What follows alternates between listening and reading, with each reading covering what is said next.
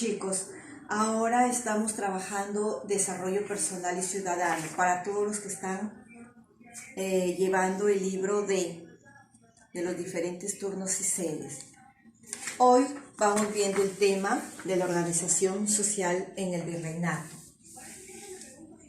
Nuestro territorio, una breve introducción primero, ¿no? Para ver sobre la organización social, cómo estuvo en esa época.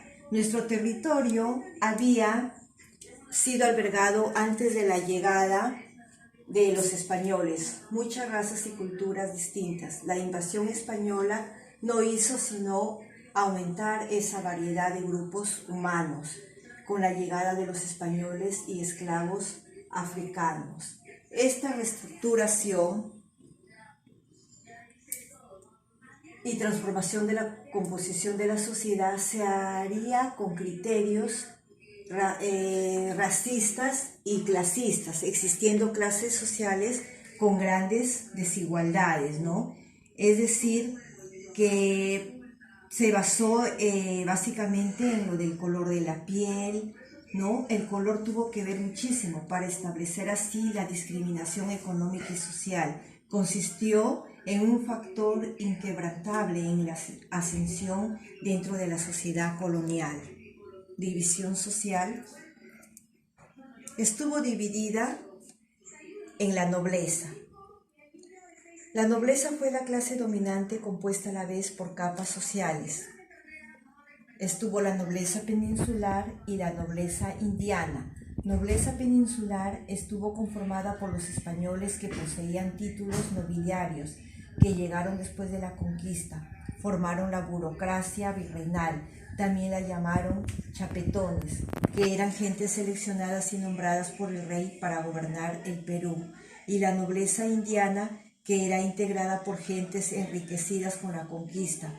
En base a su poder económico, compraron títulos nobiliarios de Castilla, ya sea marqués, conde, vizconde y caballero, propietarios de centros mineros, obrajes y comerciantes. El Estado español promovió la llegada de peninsulares hacia América, fomentando el traslado de centenares de colonos y sus familias, inclusive la migración de españolas solteras para que pudieran casarse con los españoles y evitar así las relaciones extramatrimoniales y los matrimonios mixtos entre hispanos y nativos. Letra B, la clase media. Estuvo conformada por comerciantes, usureros, mineros y obrajeros, que todos ellos eran la burguesía comercial. También estaban los abogados, literatos, poetas, que venían a ser la burguesía intelectual. Letra C, el pueblo. Estuvo conformado por los españoles, criollos y mestizos, clase inferior. Se desempeñaban como artesanos, obreros y pequeños comerciantes, ¿no? Que eran los mercachifles, vendedores ambulantes y los buhoneros que vendían peines, cintas, etc. Como bien sabes, la población indígena durante muchos años fue mayoritaria. En la primera parte a la conquista, la población de naturales sufrió un fuerte ascenso demográfico que ocasionó el despoblamiento de ciertos lugares. Después hubo ya el Hatun Runas, donde se edificó el sistema feudal colonialista. Ahí tenían la obligación de pagar tributos al rey, a la iglesia y comprar mercadería al corregidor. También fueron explotados en las minas, en obrajes, estaban en condiciones infrahumanas bajo la amenaza del látigo. Luego sigue los esclavos. Con los primeros españoles arribaron hacia los primeros continentes africanos la importancia de esclavos, que estuvo estrechamente relacionada con la caída demográfica de la población indígena. Los esclavos fueron traídos de Guinea, Congo y Angola, África Occidental, durante la conquista a pedido de Fray Bartolomé de las Casas, con el fin de reemplazar al indio, ¿no? Se los vendían en el Callao como piezas de ébano a 500 pesos y se les marcaba en el cuerpo con hierro para ser reconocidos. A este acto se llamó la carimba. A los negros que no aprendían a hablar el castellano se les llamaba bozales y a los que hablaban el español se les llamaba ladinos. Esta explotación fue muy cruel e inhumana, de la que eran objetos los esclavos. Incluso muchos de ellos escaparon de sus amos para formar sus pueblos libres de negros esclavos llamados palenques.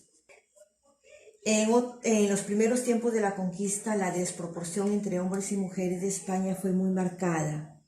Ello explica en parte el nacimiento de numerosos niños mestizos y de otras castas. Como producto estuvo la unión entre varones hispanos, indígenas o negras. Algunos grupos raciales como el mulato, sambo, castizo, cholo, chino son los que conforman, ¿no?, las castas. Pasamos a la siguiente actividad. Desarrollar la siguiente actividad de la página 55 en base a la organización social, ¿no? Desarrollamos la página 55. Ok, chicos, ahora pasamos al siguiente tema, la organización económica. El sistema económico colonial presentó las siguientes características. Mercantilista, que es una doctrina que se dice que la medida de la riqueza de una nación era su acumulación de metales, como el oro y la plata, y esta fue la única preocupación de España. Intervencionista. España interviene en la economía del Perú, regulándola de acuerdo a su conveniencia, ¿no?, ya sea en los impuestos, en precios, etc. Exclusivismo. Solo España podía comerciar con sus colonias y solo un grupo de comerciantes de Sevilla estaban autorizados. Es por ello que en 1503 es la Casa de Contratación y en Lima el Tribunal del Consulado. Pasamos a ver la siguiente actividad, la minería colonial. ¿Cómo estuvo conformada la minería colonial? La industria minera alcanzó gran desarrollo en la colonia debido a 3 razones principales.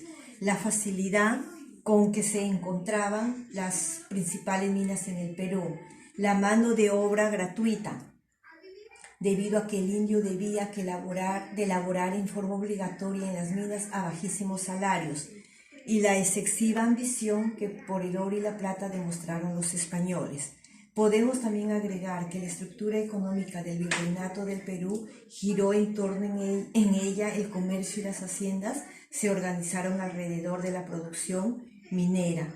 Los centros de exportaciones de minerales se convirtieron en núcleos urbanos que fueron el centro más atractivo para todo tipo de las mercaderías. El comercio colonial. ¿En qué consistió el comercio colonial? Se llevó a cabo mediante el monopolio comercial. Mediante este régimen se pretendió beneficiar a la colonia y a algunos privilegiados de España. Los viajes en donde importaban las mercaderías de España se realizaron a través de flotas que partían de Sevilla hasta las Antillas para ahí dividirse en 2 grupos, los cuales se dirigieron a Nueva España, México, y el otro para Panamá con el nombre de galeones, en donde partían con las mercaderías hacia el Perú.